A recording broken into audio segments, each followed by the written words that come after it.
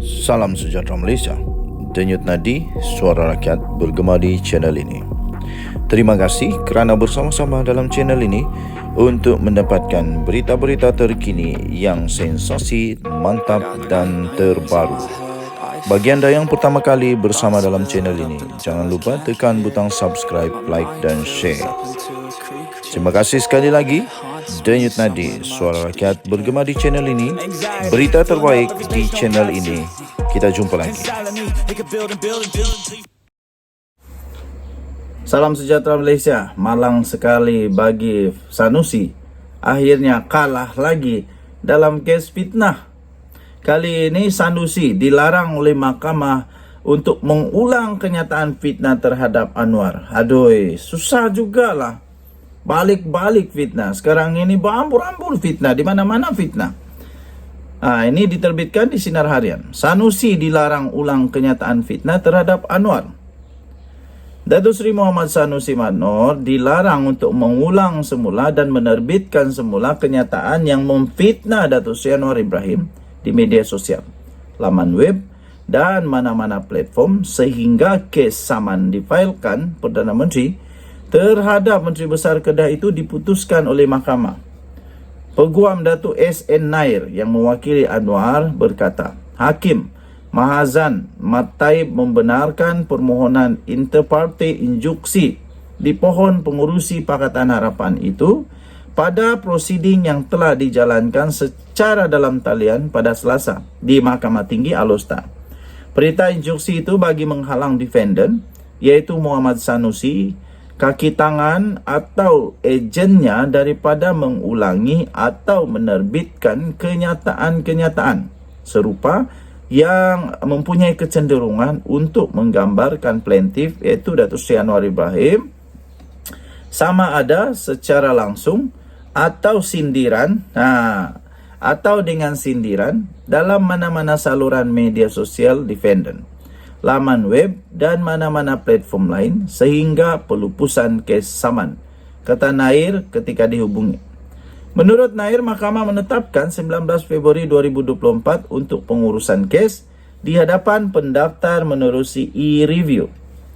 Pada prosiding hari ini, Nair turut dibantu oleh Peguam Jadin Pon Y. Ken, manakala Muhammad Sanusi pula diwakili oleh Peguam Yus Farizal Yusuf dan Adam Lukman Amdan. Hari ini ditetapkan untuk keputusan permohonan itu selepas pihak-pihak terlibat selesai berhujah pada 16 Oktober lalu. Jadi maknanya tuan-tuan dan puan yang dihormati sekalian, maknanya selepas dihujah didapati bahawa benda ni memang ada kes. Jadi Sanusi diarahkan untuk tidak lagi mengulang fitnah. Maksudnya pada hemat saya, pada pendapat saya, ada harapan kalah kot. Ada harapan kalah kot. Kesian dia, kesian. Okey, kita jumpa lagi. Selamat pagi Malaysia. Bye-bye. Salam sejahtera Malaysia, denyut nadi suara rakyat bergema di channel ini. Saya bacakan satu surat. Surat yang ditulis diterbitkan di malaysiakini.com 13 Disember 2023. Surat ini ditulis oleh Kutubuddin Buzurgon Hasan. Surat ini saya baca saja. Surat kehendak Islam atau PAS. Kehendak Islam adalah melahirkan kedamaian dan kerahmatan sesama insan, melangkaui warna kulit serta anutan fahaman ideologi. Tetapi kehendak PAS bawaan Hadi Awang adalah hanya untuk kemenangan dalam perebutan kuasa politik untuk kepentingan pribadi. Mereka sanggup menunggang ayat-ayat Al-Quran yang ditafsirkan mengikut selera pribadi, melangkaui konteks dan kehendak asal dan lari dari tarbiyah arwah Aziz serta arwah Fazil Nur. Apabila kehendak pribadi seseorang individu seperti Hadi Awang melangkaui daripada kehendak Islam yang diajarkan dalam kitab suci Al-Quran, maka perbuatan yang dilakukannya tidak akan konsisten dengan kehendak Al-Quran serta kehendak Islam. Maka berlakulah perkara-perkara yang kontradik dari ajaran Islam dan ajaran Al-Quran itu sendiri. celaan, cacian, kutukan serta fitnah akan sentiasa diamalkan apabila kepentingan pribadi mendahului daripada ajaran agama Islam. Kerana Islam melarang umatnya melakukan perkara yang dinyatakan itu. Tetapi kerana dek kehendak pribadi yang ingin berkuasa dan ingin menang dalam perebutan politik kuasa, maka ajaran Islam yang melarang akan perbuatan tersebut pun mereka tidak endahkan. Malahan mereka sanggup pula bersekongkol dengan sosok-sosok yang pernah mengamalkan politik pecah, perintah, bawaan penjajah. Kehendak Islam adalah untuk menyatukan umat manusia atas dasar mahabbah, kasih sesama insan. Tetapi kerana cita-cita pribadi mendahului kehendak Islam, maka mereka sanggup melontarkan kata-kata yang mengguris hati sesama Islam serta mengamalkan budaya politik takfiri yang dilarang oleh agama. Malahan, mereka menggunakan kata-kata yang buruk dan tidak elok kepada bukan Islam, dan ini amat berbeza dengan ajaran para nabi.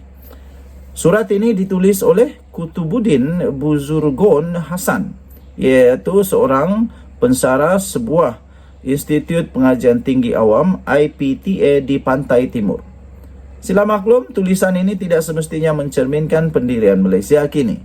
Jadi kerana itu saya juga sila maklum, tulisan ini, surat ini tidak semestinya mencerminkan pendirian channel ini.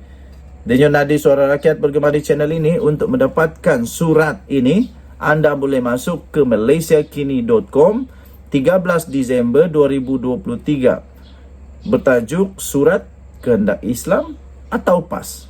Kita jumpa lagi. Selamat pagi Malaysia. Bye-bye. Salam sejahtera Malaysia. Denyut Nadi Suara Rakyat bergema di channel ini. Tahukah anda, Perdana Menteri Datuk Seri Anwar Ibrahim satu-satunya Perdana Menteri Malaysia yang setakat ini paling banyak membawa pelaburan dalam masanya tempoh 1 tahun sahaja. Dan tahukah anda, setiap kali Perdana Menteri Datuk Seri Anwar Ibrahim pergi ke mana-mana, pasti ada dia akan bawa berita baik tentang potensi pelaburan yang boleh membawa kepada kemakmuran negara Malaysia. Pasti dia akan bawa di mana-mana. Malah tahukah anda, satu-satunya Perdana Menteri Malaysia Datuk Seri Anwar Ibrahim yang berjaya menjadi speaker, menjadi mikrofon, menjadi suara kepada perjuangan negara-negara Islam untuk membantu Palestin. Tahukah anda itu? Belum pernah ada mana-mana Perdana Menteri Malaysia yang menjadi sebaik Datuk Seri Anwar Ibrahim, dapat kepercayaan. Terbaru ini lawatan ke Jepun. Siapa kata Datuk Seri Anwar Ibrahim hanya laku di kalangan kawan-kawan Islam, negara Islam saja. Rupanya di Jepun pun Anwar laku juga. Di mana-mana dia tetap laku. Lawatan Anwar ke Jepun tarik potensi pelaburan sebanyak berapa? 6.56 bilion. Bukan sikit tau.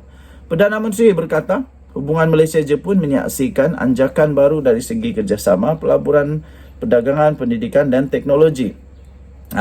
Jadi lawatan kerja Perdana Menteri Datuk Seri Anwar Ibrahim ke Jepun sempena sidang kemuncak peringkat ASEAN Jepun berjaya menarik potensi pelaburan sebanyak 6.56 bilion. Anwar berkata pertemuan beliau dengan pelbagai pihak di Jepun termasuklah rakan sejawatnya Fumio Kishida jelas menunjukkan bahawa hubungan Malaysia-Jepun kini menyaksikan anjakan baru dari segi kerjasama pelaburan, perdagangan, pendidikan dan teknologi. Memang pemimpin-pemimpin dunia suka fikiran yang dibawa oleh Anwar Ibrahim. Ada anjakan paradigma yang baru, ada fikiran yang baru, ada satu pendekatan yang baru, satu pendekatan yang tegas tapi bukan ekstrim, satu pendekatan yang bagus betul, kukuh betul tapi sederhana. Itulah yang pemimpin dunia mau, yang ada pada Datuk Seri Anwar Ibrahim. Lawatan ke Jepun berjaya dengan membanggakan. Berjaya menarik potensi pelaburan bernilai 6.56 bilion, katanya pada satu sidang akhbar ketika mengakhiri lawatannya ke Jepun itu. Menurutnya, ia merupakan tambahan kepada potensi pelaburan yang bernilai 23 bilion semasa lawatan delegasi Malaysia ke Jepun pada bulan Jun. Bulan Jun 23 bilion. Baru-baru 6 bilion. sudah menghampiri 30 bilion. Jadi jumlah keseluruhan dia 29,56 bilion. Ini barulah PM. Ini barulah kerajaan. Ini barulah Malaysia. Ini barulah Harimau Malaya. Jadi kita harap-harap semua orang yang cuba nak mempertikaikan kehebatan, kepandaian, kecemerlangan, kewibawaan Datuk Seri Anwar Ibrahim, berhentilah. Berhentilah, putus asalah kamu, berhentilah, jangan lagi. Jangan lagi. Muhyiddin Yassin ada tak buat begini? Tiada. Denyut nadi suara rakyat bergema di channel ini. Bye bye.